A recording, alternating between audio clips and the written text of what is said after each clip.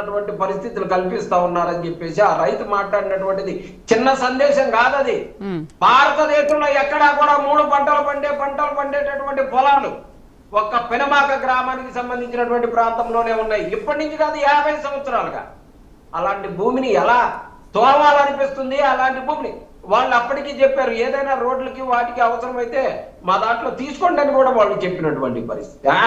అట్లా కాదు, మొత్తం రియల్ ఎస్టేట్ లో కలిపేయాలా, అమ్ముకోవాలా, దోచుకోవాలా, దాచుకోవాలా, ఇది కదా కార్యక్రమం. ఖచ్చితంగా వైఎస్ఆర్ కాంగ్రెస్ పార్టీ ఇప్పుడు అండగా ఉంటది, భవిష్యత్తులో అండగా ఉంటదని ఖచ్చితంగా చెప్పగలం. ఆ దాడి వెనకాల ఎవరున్నారో ఆ టిఎన్ఎఫ్ అధ్యక్షులు మొత్తం విజువల్స్ ఉన్నాయి కదమ్మా.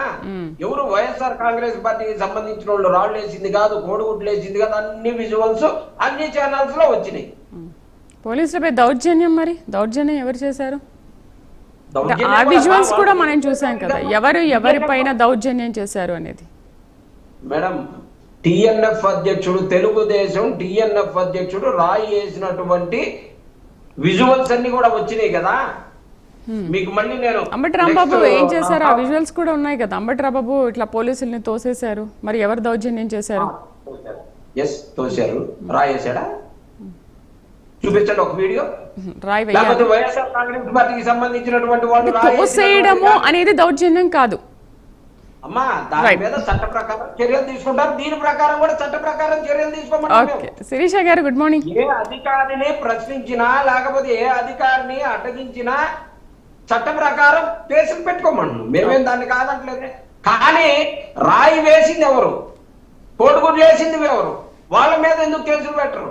వారితోటి ఎందుకని మీరు అంటే మీ పార్టీ వాళ్ళు కాబట్టి, మీ నాయకులు కాబట్టి, ఆ బురదంతా మీకు అంటుంది కాబట్టి వైఎస్ఆర్ కాంగ్రెస్ పార్టీ వాళ్ళు వేశారని అంటే అయిపోయింది ఇంకా. రైట్. ఏమంటారు శిరీష గారు? Good morning. శ్రీదేవి మేడం, ముందుగా మీకు అలాగే ప్రైమ్ లైన్ వీక్షకులకి, ప్యానెల్లో ఉన్న ప్యానలిస్టులందరికీ కూడా గుడ్ మార్నింగ్. మేడం, ముందుగా చిన్నపరెడ్డి గారు మాట్లాడారు కాబట్టి ఆయన చెప్పిన దానికి ఒక రాజధాని రైతుగా, అమరావతి అజిటేషన్ 1631 రోజులు చేసిన మహిళగా, జగన్మోహన్ రెడ్డి అరాచకత్వానికి బలైన బాధితురాలిగా నేను మాట్లాడదలుచుకున్నాను. రాజధాని రైతుల వాళ్ళు అంబటి రాంబాబు, అక్కడికి వచ్చిన వాళ్ళ మెయిన్ థింగ్ అంబటి రాంబాబు.